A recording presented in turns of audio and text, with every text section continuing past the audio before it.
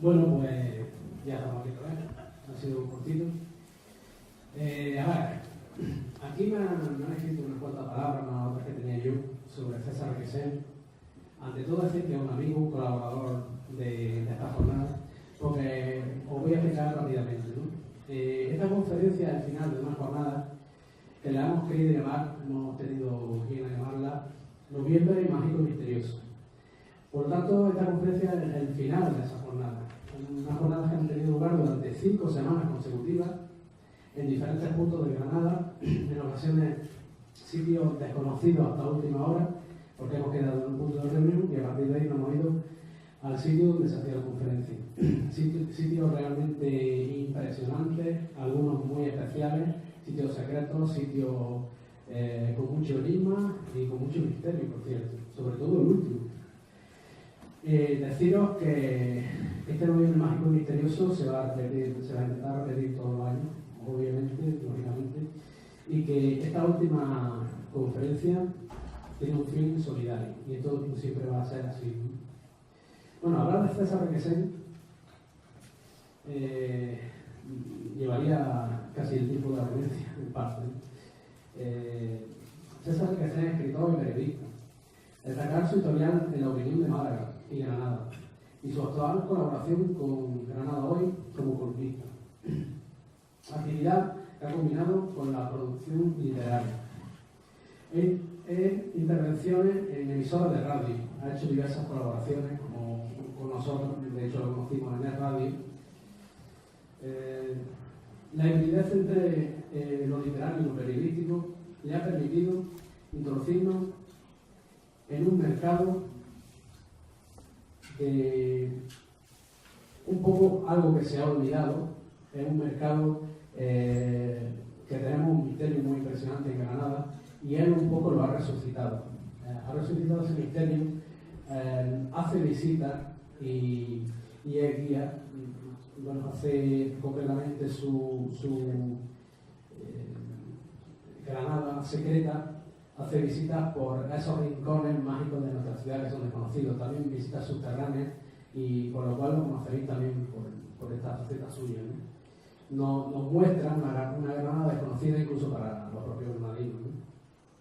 Por esta razón, hoy ofrece una visión muy particular y muy personal de una persona residente en Albaicín y conocido por algunos granadinos que tienen ya alguna edad, que pudieron encontrarse por las calles de Granada con él. Bernardo Sánchez de Bascuñana, uno de los últimos verdugos españoles, y el llamado nuestro queridísimo verdugo del Albaicín. Ahora, a partir de aquí, César, te doy la palabra y nos hablará de este personaje tan singular y, ¿por qué no?, diferente a todo lo que conocemos. Adelante, tiene la palabra César.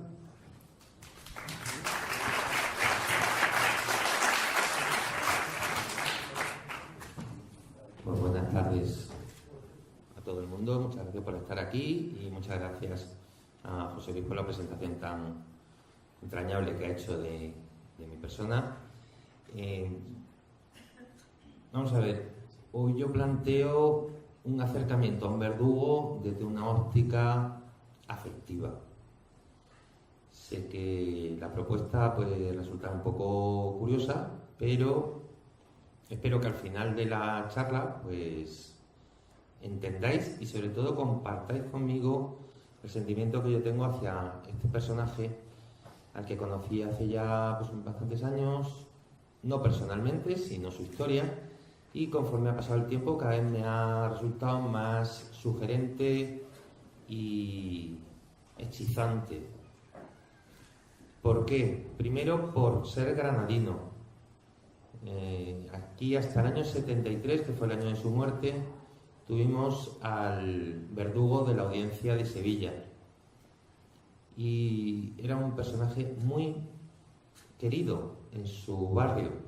Curiosamente, a pesar de que todo el mundo sabía cuál era su oficio, ejecutor de sentencias, como él se encargaba de decir, él tuvo una consideración social curiosa, y muy fomentada por su parte. Este personaje, que ya digo que es hechizante, creo que donde mejor se conoce y se retrata, como siempre digo, pues en las charlas, conferencias o en las rutas mismas que realizo por Granada, donde mejor se le conoce es en un maravilloso documental que se hizo sobre él y sobre los 3 últimos verdugos de España, y se hizo concretamente en Granada. El documental sobre el que he investigado bastante, lo he visto muchísimas veces, creo que explica perfectamente esta figura y querría apoyar esta intervención, esta conferencia, sobre precisamente el documental. ¿Por qué? Primero porque es de un gran director de cine, Basilio Martín Patino, que tuvo la genial idea de, en el año 73, nada menos, con Franco todavía vivo, lanzarse a la aventura de hacer un documental clandestino sobre los 3 verdugos de España. Lo que hizo fue convocarlos, reunirnos en Granada, y con los 3 hizo pues un recorrido por la ciudad. Contrasta mucho, y ha pasado el tiempo por esta cinta, pero contrasta mucho que tenemos una película en la que salen 3 personajes totalmente siniestros y que, sin embargo, nos provocan poquito a poco, conforme vamos conociendo sus vidas y les vamos conociendo a ellos, nos va provocando ternura. Claro, tener ternura de un verdugo es algo que causa un poco de fricción. Pero yo creo que ahí está precisamente la maestría del director, porque con esa sabiduría fílmica consigue irnos haciendo ver cuál es el drama de estos 3 personajes que van poquito a poco pues desvelando su propia identidad y sobre todo su propio sinsentido, en el sentido de que son personajes pues un poco marginales que se tienen que dedicar a ese oficio no por gusto sino por única salida, y que se encuentran pues ante la disyuntiva de o hacer eso, o en algunos de los casos se encuentran con que si no se dedican a ser verdugos pues se dedican a ser presos. Estos 3 verdugos son Bernardo Sánchez Bascuñana, que era nuestro queridísimo verdugo de Albaicín, Antonio López Guerra, que era el verdugo de Madrid, y después teníamos a Vicente López Copete, de Barcelona. Ahora querría poner un momentito he ido extractando los fragmentos del documental en el que aparece nuestro verdugo San Bernardo.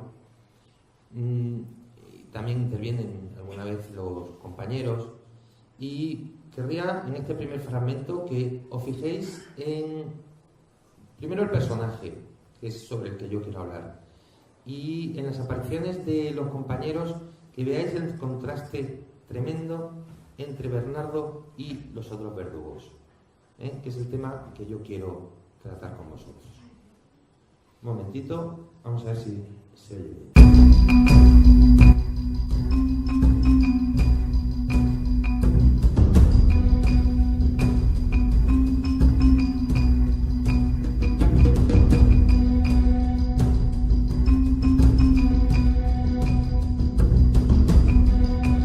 Feliz en su casa con patio de naranjos y cipreses, rodeado de pájaros y de sol.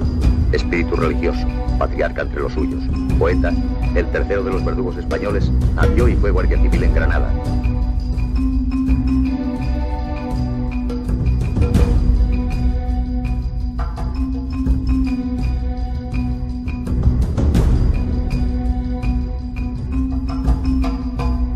Don Bernardo es el administrador de justicia, según a él le gusta decir, para cuantos hayan de abandonar este mundo por acuerdo de las audiencias de Sevilla y sur de España. Intenté irme a los franciscanos cuando lo conocí. ¿Sabe usted lo que me dijo el prior? Si tuviera un millón de pesetas, pues, para mi alma, yo tengo 1 millón de pesetas, iba a traerlo aquí para la comunidad. Comía tranquilamente en mi casa, y yo venía simplemente a hacer el Lego, y sé ya lo que es el Lego. Padre una cosa y Lego es otra. Salí de mi casa con 12 años y me he criado lo mismo, con una parda recta, que es muy difícil. Cuando un niño sale de su casa, se cría recta.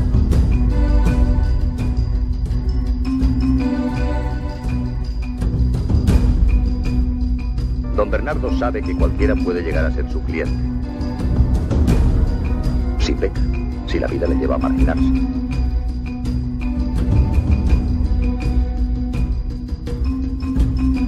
Todos saben quién soy. Todos me respetan y yo respeto.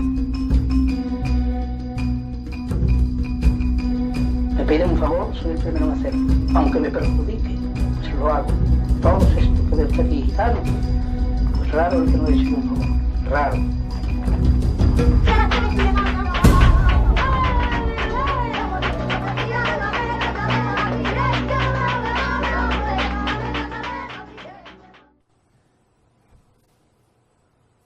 Bien.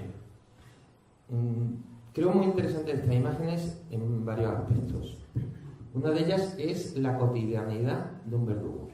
O sea, es un señor que se pasa por la calle y, si os habéis fijado, va paseando pues, por la Catedral de Granada y la gente le saluda. No es un hombre apestado de la sociedad, sino que es una persona que está totalmente integrado en su ciudad, en Granada. Y que, de hecho, pues en los recorridos que hemos hecho, bueno, pues, visitando su casa, en la calle Zafra número 3, en el mismo Albaicín, en el Albaicín Bajo, cuando nos acercamos allí, hay mucha gente que lo que nos dice es: ay, pues yo le conocía. Yo conocía a este hombre y, bueno, pues era un hombre que todos sabíamos que era el verdugo y que, bueno, era muy simpático. Claro, lo que te sorprende es que digan de este señor tan simpático, pues eso, que se acercaban, que le tenían como integrado, y si os habéis fijado en las imágenes, aparece con su familia, con su mujer, con su hija, y bueno, pues como una normalidad tremenda. No es un hombre que se le esté asociando directamente a su oficio, sino que se está resaltando su aspecto más personal, su aspecto humano. En este caso, ese aspecto humano creo que es el que le tiene gran valor. Y por eso yo le tengo como el personaje central de casi una biografía que ya estoy empezando a escribir sobre él, porque me parece que tiene la fuerza del personaje, la fuerza de un personaje que por sí mismo habla. Este señor nació en Carrión de los Céspedes, en Sevilla, en 1905. A Granada se vino en 1929. Y falleció en el año 73, en 1973. O sea, él era granadino, aunque nacido fuera. Él mismo lo dice en el documental: tuve una infancia difícil. Él se vio obligado a salir de casa con 12 años, lo cual ya le lanzó a la vida de alguna manera incruenta. Y tuvo, bueno, pues que espabilarse, buscarse pues, las habichuelas, buscarse la vida y dedicarse pues, a lo que podía. Tuvo primero una ferretería y después lo que hizo fue pues meterse en la Guardia Civil directamente. Esa experiencia de buscarse la vida y de ingresar en la Guardia Civil le marca ese aspecto. Es un hombre que sorprende mucho que tenga toda una elaboración personal sobre su oficio. En la contraposición que ahora vamos a ver frente a los otros dos verdugos, él es una especie como de pseudo-intelectual que intenta argumentar o justificar que se dedica a eso por algún motivo personal. No es solamente hago un trabajo, tengo que liquidar en total a 17 personas, que fue las que liquidó en su vida, sino que es que además tiene una construcción intelectual de por qué se dedica a ese oficio. Ahora contaré cuál es la construcción que yo veo que él hace. Él, como digo, se alistó en la Guardia Civil después de haber pasado por la guerra civil. En la guerra civil, pues lógicamente, pues se alistó en el bando nacional y ya tuvo su primera experiencia con la muerte. Él lo recuerda con mucho gusto, incluso a lo largo del documental. Os recomiendo que lo veáis completo, dura 1 hora y media, pero que merece la pena porque nos va a dar muchísimo de sí en el conocimiento de esta realidad, de que aquí existieron verdugos hasta nada menos que el año 77. En el 75 se acabó la pena de muerte, pero hasta el 77 el último verdugo estuvo en nómina del Ministerio de Justicia. Bernardo recuerda mucho en el documental y después en los libros que se han escrito sobre él, recuerda mucho su primera experiencia de la muerte. Incluso se acuerda que vio cómo le estallaban los sesos al miliciano que le afectó en la cabeza. Eso ya indica que el tema de la muerte no era una cosa lejana para él, era una cosa que incluso lo recuerda con regusto, con cierto regusto. ¿Qué ocurre? Que después de la guerra civil y de ingresar en la Guardia Civil, se quedó sin trabajo.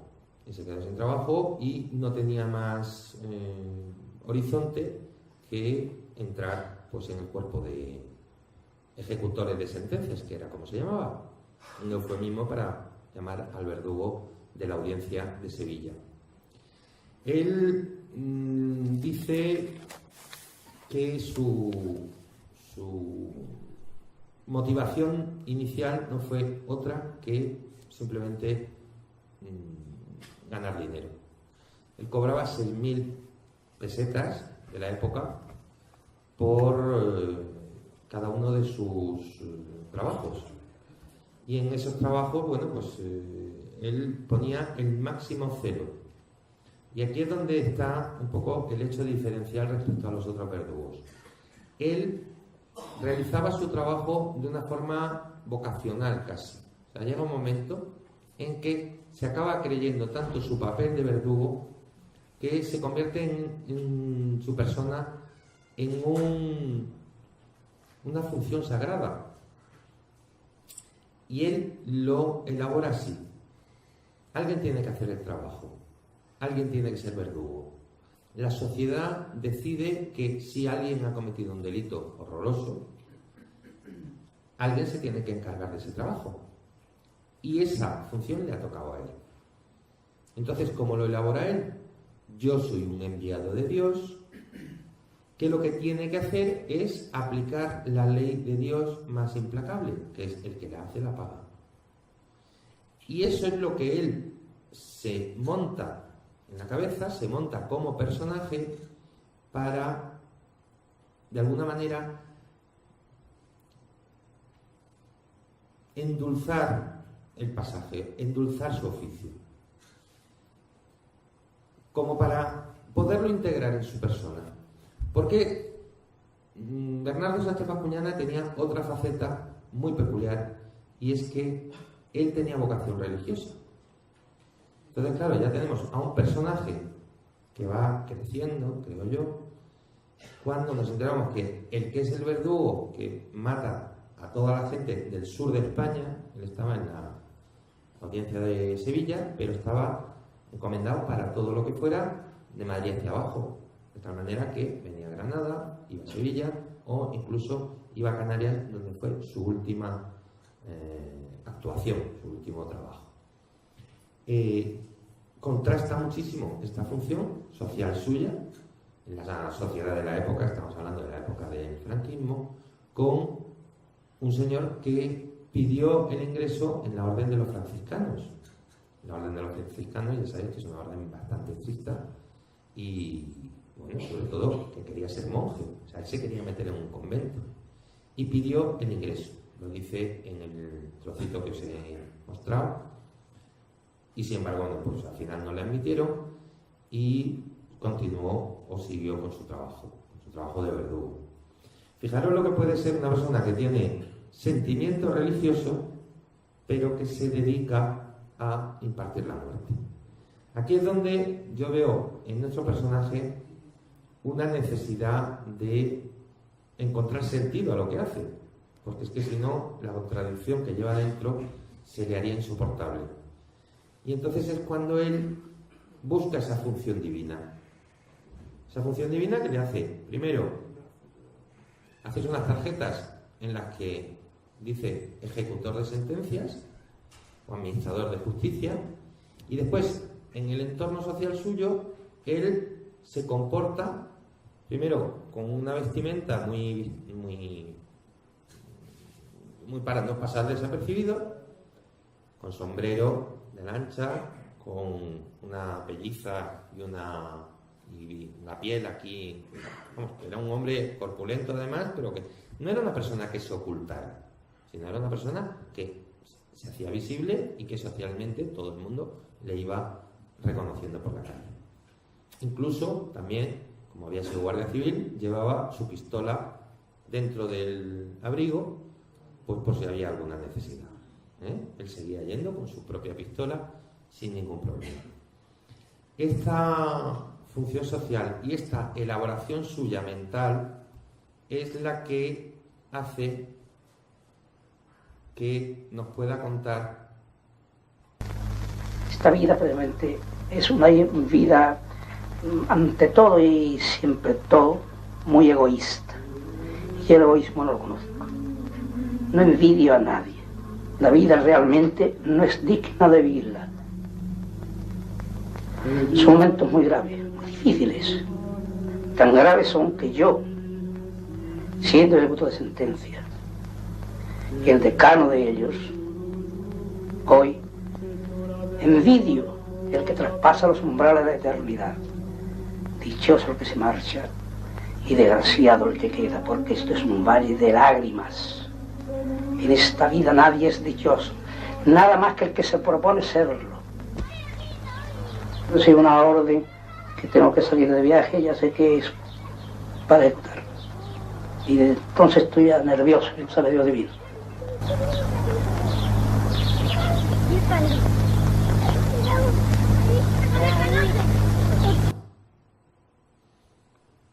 Bueno, ya habéis visto al personaje hablar de su propia vocación, que es hacer pasar al otro mundo a la gente que se lo merece. Hoy en día, claro, esto nos resulta extraño, pero hay que retrotraerse a la España de Franco, una España en la que la vida era muy diferente y en la que la pena de muerte pues era algo convencional. En el caso concreto de Bernardo, él se inició en este oficio pues teniendo pues una desagradable primera experiencia cuando tuvo que matar a la prima de su mujer. Esa fue su primera intervención, y esta prima de su mujer, él lo elabora de nuevo. Ya os digo, es que es un intelectual, o sea, a mí me parece que es bastante atractivo porque tiene ribetes intelectuales. Y él cuando le pregunta, ¿tuvo usted que matar a la prima de su mujer? Y dice, yo tendría que matar incluso al mismo Jesucristo, porque si él había cometido un delito, yo tenía que cumplir mi promesa sagrada, y es que aunque fuera mi padre, si era condenado, yo tendría que darle muerte. Lo hizo con mucha tranquilidad. Tenía que matar pues a la prima de su mujer, pues bueno, pues mato a la prima de mi mujer, o sea, sin mayor problema. Esa primera experiencia le hizo, yo creo que una persona todavía más, lo he encontrado por algún sitio de investigación que voy haciendo sobre el personaje, psicópata encubierto. Yo empiezo a ver en su perfil una persona que en el hecho de dar muerte encuentra un sentido personal. No es un verdugo cualquiera, es un verdugo que lo hace hasta con su propio ritual. ¿Cuál es su ritual? Pues como sabe que la persona que va a morir está pasando un mal rato, piensa, yo soy el que le va a trasladar al otro mundo, pues se lo voy a hacer lo más llevadero posible. Entonces, como era una persona profundamente cristiana, lo que hace es recibir al reo muy amablemente.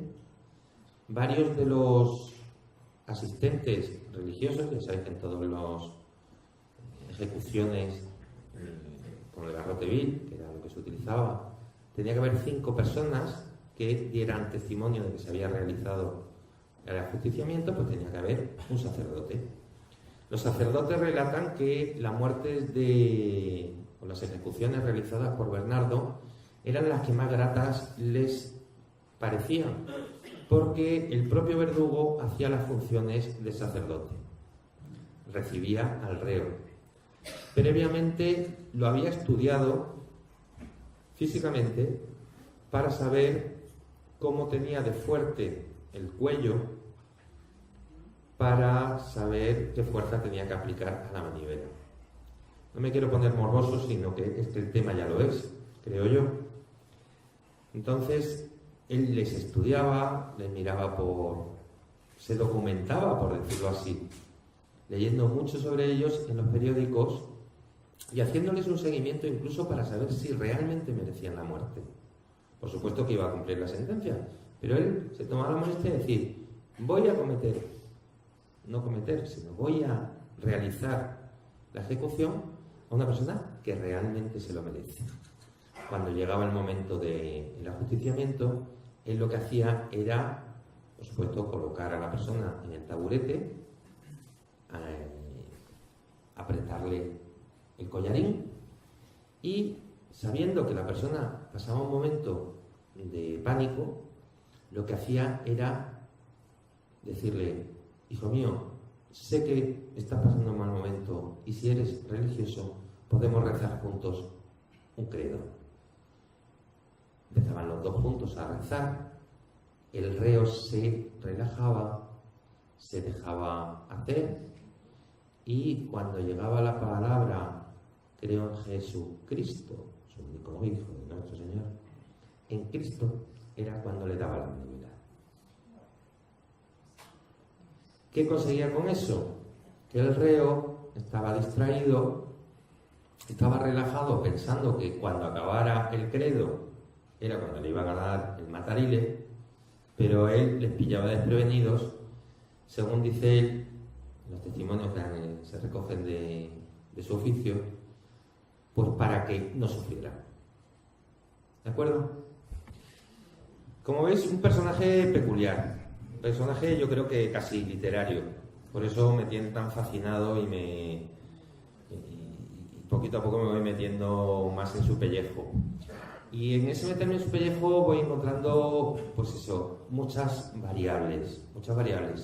Una persona muy humana, de verdad, una persona muy humana que le gustaba la poesía, que le gustaba leer la Biblia, que como habéis visto en su casa, sus vecinos le valoran y le aprecian.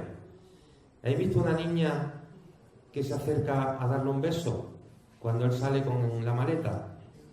¿La habéis visto? Con la maleta sale cuando le han llamado, lo dice, cuando recibe un telegrama ya me empieza a poner nervioso. Entonces, él se pone nervioso y lo primero que hace es irse a coger su maleta y meter el garrote que tenía su propio material. Él no quería un garrote cualquiera, él quería su garrote de la Audiencia de Granada, que hoy en día está expuesto aquí en Granada y que se puede visitar, está en uno de los pasillos de la audiencia.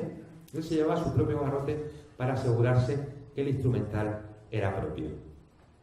Y ya veis que la niña se acerca, le da un besito y podemos suponer que le dice, papá, que tenga buen trabajo. El trabajo es cogerse el tren, irse a Sevilla y aplicar su sentencia. Yo, la verdad, me parece muy sobrecogedor toda esta liturgia que él sigue, pero, lo habéis podido ver en las imágenes, es algo muy cotidiano, no es algo extraño, no es algo que él oculte, sino que lo hace de una manera normal. Tuvo que hacer ese ritual 17 veces, que eran las 17 ejecuciones que tuvo. Una de las ejecuciones fue triple. Le dijeron que si necesitaba ayudante, pero él era también bastante pesetero y entonces pensó que si venían ayudantes iba a cobrar menos. Y entonces lo que dijo Usted no se preocupe, yo los preparo a los 3 y me pongo en serie y les doy a los 3 a la manivela y me los quedo tranquilo.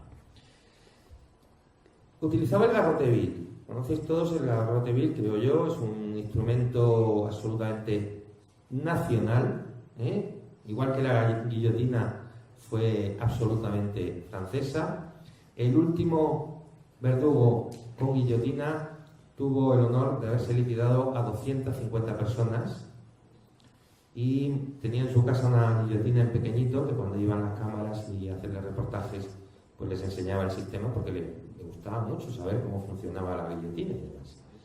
En España el garrote vil se estableció como única forma de realizar los ajusticiamientos en 1812, justo cuando acaba la guerra de la independencia. Lo estableció Fernando VII y se denominó como vil, garrote vil, porque se aplicaba solamente a las personas de baja condición. Las personas de alta condición se les seguía haciendo un ajusticiamiento acorde con su clase social, que era cortarle la cabeza. Pensar que en esto de la muerte seguimos siendo igual de clasistas. La gente importante tiene que morir de manera importante, que se le corta la cabeza. El garrote solamente se aplica a gente pues general, Entonces el garrote vil se fue sofisticando, tiene origen en China y poco a poco fuimos dándole pues eso, una mejora hasta el que tuvo y utilizó Bernardo Sánchez Bascuñana, que era de triple rueda. Él lo que hacía era, daba media vuelta y eso provocaba una triple vuelta en el collarín. Por resumir, porque bueno, vamos mal de tiempo y tampoco quiero extenderme demasiado, comentaros que sobre nuestro queridísimo verdugo, yo hay un dato que quiero destacar porque me parece la clave del personaje. Y es que hemos visto a una niña que le da un beso y esa niña que le da un beso es su propia hija. Él tuvo 2 hijos de 2 matrimonios. El primer hijo nunca quiso saber de él, pero la niña, sin embargo, bueno, pues conoció a un hombre, pues, su papá, un hombre, pues eso, que la quiso mucho, que trabajó mucho, se esforzó mucho por traer el pan a casa, y que la niña, cuando se murió su padre en el año 73, poco después se murió su propia madre y la criaron las tías. La criaron a esta niña, la criaron las tías, se llamaba Inés Sánchez, y le ocultaron completamente el trabajo de su padre. Y esta niña se crió hasta los 17 años, se crió sin conocer cuál había sido el oficio de su padre. Ya a los 17 años empezó a preguntar, nadie le decía nada, ella se extrañaba y acabó mandándole una carta al autor del documental, a Martín Patino, Basilio Martín Patino, diciendo que se había enterado que había un documental sobre su padre y que quería el documental para verlo. Basilio Martín Patino, claro, se sorprendió diciendo, es que me está pidiendo la hija del verdugo, que no sabe nada de su padre. Y entonces lo vieron juntos. Imaginaros la niña cuando ve el oficio de su padre y cuando ve a su padre en el documental. Pues la niña lo que ha hecho ha sido resolver su problema respecto al oficio de su padre, diciendo simplemente que su padre era muy bueno, que se dedicó a lo que se dedicó por necesidad y que ella no tiene nada que reprocharle. Algo así como mi queridísimo papá era el queridísimo verdugo que siempre voy a recordar.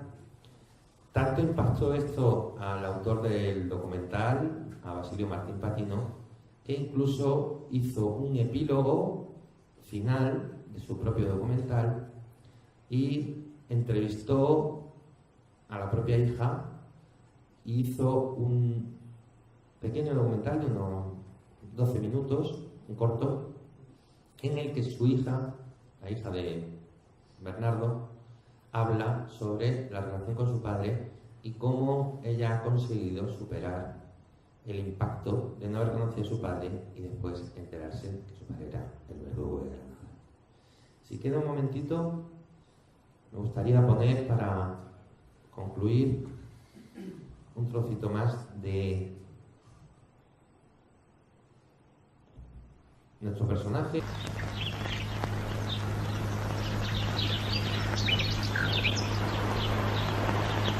Parece que estamos en un velatorio y me cago en leche. ¿Sí? Ahora cuando acabe esto tengo que tomarme una carreta de bicarbonato. ¿Qué coño bicarbonato?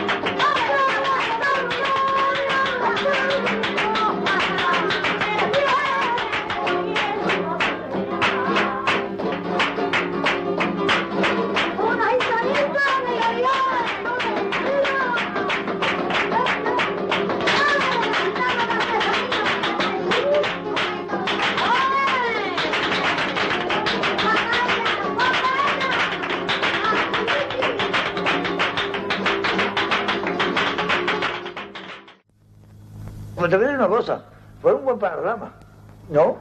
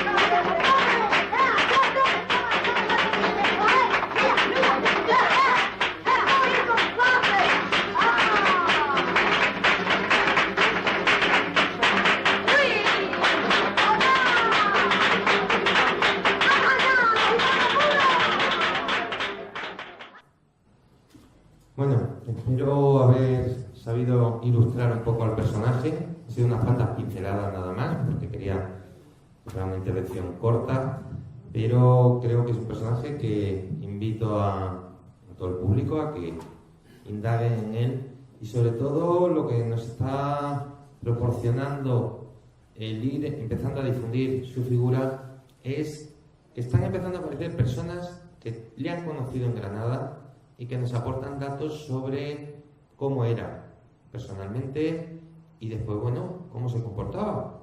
Ya habéis visto que acababa bailando en una de las cuevas de Granada, o sea que era una persona que llevaba muy bien su oficio, que esperemos que nunca vuelva a repetirse.